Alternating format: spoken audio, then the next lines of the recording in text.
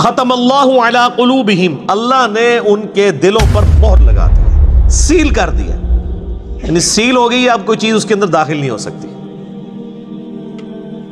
وعلی سمعہم، اور ان کے کانوں پر بھی، وعلی ابصارہم، اور ان کی آنکھوں پر بھی، غشاوۃ، پردہ پڑ چکا ہے، وَلَهُمْ عَذَابٌ عَظِيمٌ، اور ان کے لیے بہت بڑا عذاب تیار کر رکھا ہے اللہ نے۔ وَلِعَوْذُ بِاللَّهِ تَعَالَى اللہم اجرنا من النار، اللہم اجرنا من النار، اللہم اجرنا من النار۔ اچھا، قرآن کا طالب علم جب اس طرح کی آیات پڑھتا ہے نا تو وہ پریشان ہو جاتا ہے کہ بھئی قرآن تو بہت سٹریٹ فارورڈ ہے، اور آپ دیکھ رہے ہیں کہ اللہ تعالیٰ کے مزاج میں وہ چیزیں نہیں ہیں جو آپ کو میٹھے میٹھے واعظین بتاتے ہیں۔ اس لیے میں کہتا ہوں کتابوں کا خدا اور ہے اور بابوں کا خدا اور۔ قرآن بہت سٹریٹ فارورڈ ہے، کیونکہ یہ کلام کرنے والا کون ہے؟ اللہ، بے پرواہ ہے، اور وہ اسی پیشن کے ساتھ بات کرے گا تو آپ بھی اللہ کو سیریس لیں گے نا۔ اور اگر آپ کو یہ کہانی کرائی جائے گی، خیر ہے، جیسے ایک نانی اماں ہوتی ہیں، ایک دادی اماں ہوتی ہے، تو اللہ تعالیٰ تو نانی اور دادی سے بھی بڑھ کے رحم کرنے والا ہے۔ یہ کہانی، یہ کس آیت میں، کس حدیث میں لکھی ہوئی ہے یہ بات؟ اور میں اس کو پھر اینٹی وینم الزامی جواب کے طور پہ، پھکی کے طور پہ کہتا ہوں کہ اگر یہ نانی دادی اور ماں کے ساتھ آپ اللہ کو تشبیہ دے رہے ہیں اس کی محبت کو، تو کیا یہ نانی دادی اور ماں والی محبت اللہ تعالیٰ کی ابو جہل اور فرعون کے ساتھ بھی ہے؟ سارے کہیں گے نہیں۔ تو جو کلمہ پڑھ کے اللہ کے نافرمان اور باغی ہیں ان کے ساتھ بھی ہے؟ نہیں۔ جو اللہ کی طرف رجوع لے آئے ان کے لیے، پورے قرآن میں ایک آیت بھی ایسی نہیں ہے کہ جو اللہ کا باغی ہو، رجوع نہ لانے والا ہو، اللہ کہتا ہوں میں اس کو معاف کرنے والا ہوں۔ ہمیشہ یہ ہے کہ جو توبہ کر لے، اپنی اصلاح کر لے، رجوع لے آئے۔ یہ درجنوں آیات ہیں، وہ وقت کے ساتھ آئیں گی، ورنہ تو میں اسی آیت کے اوپر پورا یہ لیکچر ختم کر دوں گا، پھر آپ کا وہ یہ مصحف تو پچھلا تو 9 سال میں ختم ہوا ہے، یہ 18 سال میں بھی ختم نہیں ہونا۔ لیکن جنرل میں بات ضرور کروں گا تاکہ آپ کو ایک کنسیپٹ کلیئر ہو کہ جو باتیں بتائی گئی ہیں بالکل نان سینس باتیں ہیں، اس طرح کا کوئی کنسیپٹ نہیں ہے اسلام کے اندر۔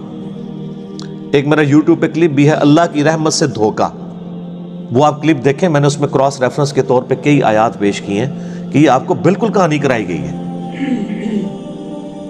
اللہ تعالیٰ اپنے معاملات میں بہت سخت ہے۔ اچھا، اس کی وجہ سے بعض لوگوں کے دماغ میں یہ بھی آ جاتا ہے کہ یار اللہ تعالیٰ دیکھو مور لگا دیتا ہے، نعوذ باللہ اللہ تعالیٰ کی اپروچ بڑی کوئی فنیٹک والی ہے، نعوذ باللہ۔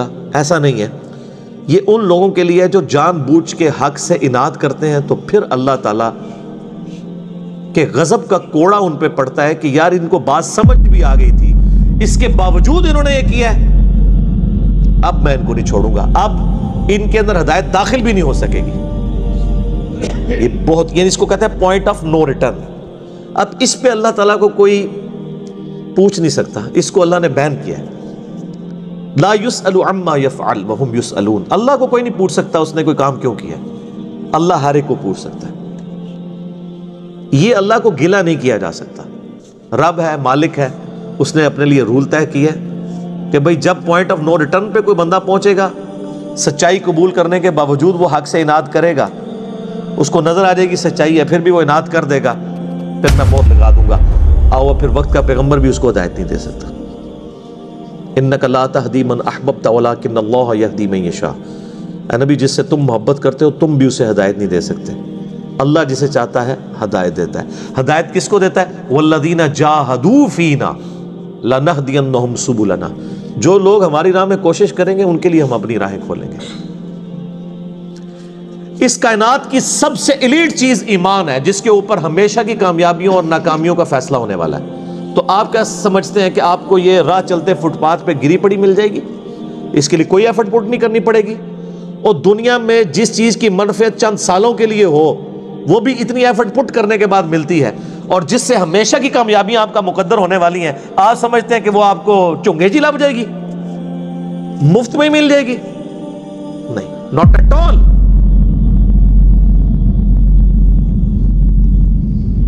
میری وائف نے جب پہلی دفعہ قرآن پڑھا نا شادی کے بعد، میں نے اس کو ایک قرآن کلاس ہوتی تھی رمضان شریف میں، تو میں نے کہا میں بچے وغیرہ میں دیکھوں گا، تم نہ صرف ایک دفعہ قرآن پڑھ لو تاکہ تمہیں پتہ چلے قرآن میں لکھا کیا ہوا ہے۔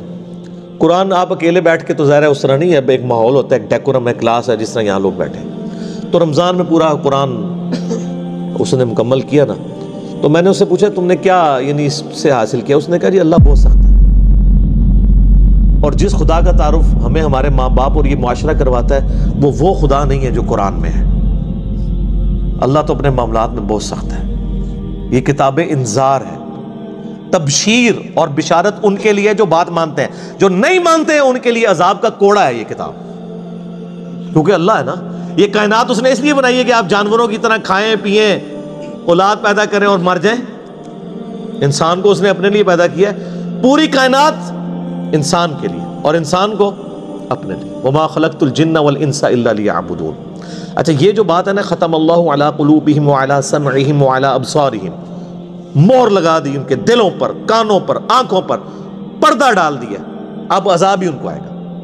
یہ آپ نے اگر بات سمجھنی ہے نا تو آپ پارہ نمبر 7 کے آخری صفحے پہ آ جائیں، سورۃ الانعام میں آیت نمبر ہے 110، 7ویں پارے کی آخری آیت، آپ کے یہ بلو والے قرآن میں 142 نمبر پیج کی آخری آیت 110 نمبر۔ وَنُقَلِّبُ أَفْئِدَتَهُمْ وَأَبْصَارُهُمْ، ہم پھیر دیتے ہیں ان کے دلوں کو اور ان کی آنکھوں کو، عقل اور ان کی آنکھوں کو، کہ وہ حق بات قبول نہ کریں۔ حق سے اللہ فرماتا ہے کہ میں ان کو حق سے اندھا کر دیتا ہوں۔ کما لم یؤمنوا بہ اول مرہ، جس طرح کہ انہوں نے بھی تو پہلی دفعہ جب ان کے اوپر حق کھلا تھا انہوں نے ایمان لانے سے روگردانی کی تھی نا، اب یہ چاہیں گے بھی نہ تو میں ان کو اسلام کی طرف نہیں آنے دوں گا۔ وَنَذَرُهُمْ فِي طُغْيَانِهِمْ يَعْمَهُونَ، اور میں ان کو چھوڑ دوں گا اپنی سرکشی میں بھٹکتے پھریں۔ وَلَوْ أَنَّنَا نَزَّلْنَا إِلَيْهِمُ الْمَلَائِكَةَ، اور اب اگر فرشتے بھی ان کے سامنے نازل ہوں، وَكَلَّمَهُمُ الْمَوْتَى، اور مردے قبروں سے نکل کے ان کے ساتھ بات کرنا شروع کر دیں، وَحَشَرْنَا عَلَيْهِمْ كُلَّ شَيْءٍ قُبُلًا، اور ہر چیز جن کا ان سے وعدہ کیا تھا ان کی آنکھوں کے سامنے آ جائے، قیامت بھی، عذاب بھی، سب کچھ بھی، مَا كَانُوا لِيُؤْمِنُوا، پھر بھی یہ ایمان نہیں لے کے آئیں گے۔ یہ ہے سر کتابوں کا خدا، یہ نانی اماں، دادی اماں اور ماما نہیں ہے، یہ اللہ ہے۔ کتنی سختی ہے کہ فرشتے بھی، اب مجھے بتائیں کسی سے مردہ نکل کے قبر سے کہے کہ میری تو پھینٹی لگ گئی ہے، آپ کو تو پوری زندگی نیند نہیں آنی ہے، لیکن اللہ فرما رہا ہے پھر بھی ایمان نہیں لے کے آئیں گے، کر لو جو کر، یہ اللہ کہہ رہا ہے۔ آمین۔ الا ان یشاء اللہ، ہاں اگر اللہ ہی چاہے زبردستی کسی کو اس طریقے سے ہدایت دے دے وہ الگ بات ہے۔ ولیکن اکثرہم یجہلون، لیکن اکثر لوگ جہالت کا شکار ہیں، وہ اپنی وشفل تھنکنگز کے اندر، امانیہم جنہیں کہا گیا ہے، وہ ان میں پھر رہے ہیں، پھرتے رہے۔ اللہ تعالیٰ اپنے معاملات میں بہت سخت ہے میرے بھائیوں، اللہ کو سیریس لینے کی ضرورت ہے۔ ظاہر ہے اس کائنات کی ایک ہی حقیقت ہے، وہ اللہ ہے، اگر اس کو کوئی سیریس نہیں لیتا تو اللہ تعالیٰ کے لیے کیا ہے؟ وہ تو اپنے نبی سے 3 دفعہ قرآن میں کہلوا رہا ہے، قل انی اخاف ان عصیت ربی عذاب یوم عظیم، اے نبی تم فرما دو کہ بالفرض اگر میں بھی اپنے رب کی نافرمانی کروں تو مجھے خود اس بات کا ڈر لگا ہے کہ بڑے دن کا عذاب مجھے بھی آ پکڑے گا۔ جی سورۃ الانعام، سورہ یونس، سورہ الزمر، 3 سورتوں میں یہ ایک آیت 3 دفعہ آئی ہے۔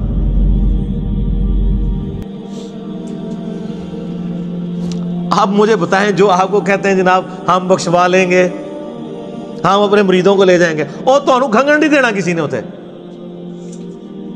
تو یہ اس لیے کہ نہ انہوں نے خود قرآن پڑھا ہوا ہے اور نہ آپ کو پڑھنے دیں گے، ورنہ آپ کا دماغ کھل جائے گا۔ او جی گاڈ از آل لونگ، یہ کرسچنز نے بھی ایک دھوکہ دیا ہے نا، گاڈ از آل لونگ، تو میں نے ان کو بھی پھکی دی تھی کہ اگر گاڈ از آل لونگ ہے اور وہ آل لونگ کا کنسیپٹ پھر صوفیاء کے ہاں ادھر مسلمانوں میں بھی داخل ہوا، او جی اللہ کو ہماری نمازیں چاہیے، اور سر اللہ نے کب کہا مجھے تمہاری نمازیں چاہیے؟ اللہ کہتا ہے تمہیں تمہارے لیے نمازیں چاہیے، اللہ کے لیے نہیں، اپنے لیے۔ گاڈ از آل لونگ، او آل لونگ اس کے لیے ہے جو اس کا بندہ بن جائے گا، باغی کے لیے نہیں۔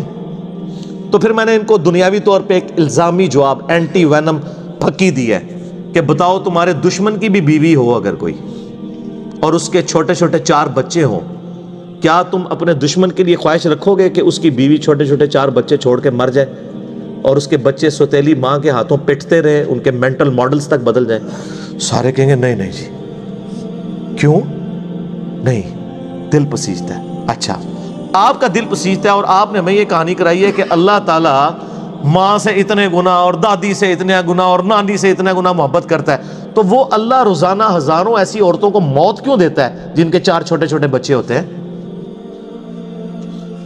اس پہ ساروں کی زبانیں گنگ ہو جاتی ہیں۔ اگر وہ آل لونگ ہے کیوں موت دیتا ہے؟ آپ تو اپنے دشمن کی بیوی کو بھی موت نہ دیں، وہ روزانہ ہزاروں ایسی ماؤں کو موت کیوں دیتا ہے جن کے چھوٹے چھوٹے بچے ہوتے ہیں؟ اس کا مطلب ہے آپ نے جو احساسات ڈیولپ کیے ہوئے ہیں کہ اللہ اپنے بندوں کے ساتھ یہ کرتا ہے، وہ نہیں ہے۔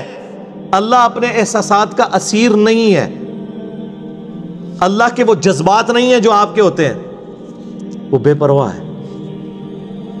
ہاں، جو اس کا ہو جائے نا اس کے لیے معاملہ الگ ہے۔ وہ صحیح بخاری میں حدیث ہے کہ جس نے میرے ولی کے ساتھ دشمنی کی، میرا اعلان جنگ ہے اس کے خلاف، اور انسان میرا قرب نہیں حاصل کرتا مگر فرائض کے ذریعے اور نوافل پہ استقامت کے ذریعے اس لیول پہ پہنچ جاتا ہے کہ میں اس کے ہاتھ بن جاتا ہوں جس سے وہ پکڑتا ہے، میں اس کے کان بن جاتا ہوں جس سے وہ سنتا ہے، میں اس کی آنکھیں بن جاتا ہوں جس سے وہ دیکھتا ہے، میں اس کے پاؤں بن جاتا ہوں جس سے وہ چلتا ہے۔ اچھا، ادھر ہی حدیث روک دیتے ہیں صوفیہ اور وہ کہتے ہیں نہیں وہ خود ہی خدا بن گیا، ایتھوں ہاتھ پائے گا انج ہو جائے گا۔ وہ آگے پڑھو کیا لکھا ہوا ہے، وہ جب اپنے دشمن کے اگینسٹ مجھ سے پناہ طلب کرتا ہے میں اسے پناہ عطا کرتا ہوں۔ اگر وہ اللہ ہی سے پناہ طلب کر رہا ہے تو وہ پھر ہاتھ مارنے جو گا تو نا، یہ ہاتھ بن جاتا ہوں، پاؤں بن جاتا ہوں، کان بن جاتا ہوں، اس سے مراد یہ کہ اس کا اوڑھنا بچھونا پھر میں ہی بن جاتا ہوں۔ قل ان صلاتی و نسکی و محیای و مماتی للہ رب العالمین، اے نبی تم فرما دو بے شک میری نماز، میری قربانی، میرا جینا، میرا مرنا سب اللہ کے لیے۔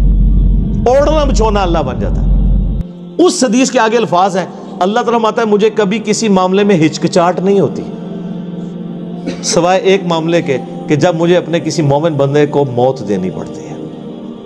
اللہ کہتا ہے میں بھی اس پہ ریلیکٹڈ ہوتا ہوں، کیوں؟ میرا بندہ موت کو ناپسند کرتا ہے۔ ظاہر ہے موت تو کسی کو بھی پسند نہیں ہے، انسان زندہ رہنا چاہتا ہے، اور یہ اللہ نے انسان کی کوالٹی رکھی ہے کہ اسے زندہ رہنے کی خواہش ہے۔ اسی لیے اولیاء اللہ بھی جب خطاب کر رہے ہو نا وہاں پہ سپیکر پھٹ جائے تو وہ بھی یوں کر جاتے ہیں، لا خوف علیہم ولا ہم یحزنون۔ کیوں کرتے ہیں؟ یہ نیچرل اللہ نے رکھا ہوا ہے۔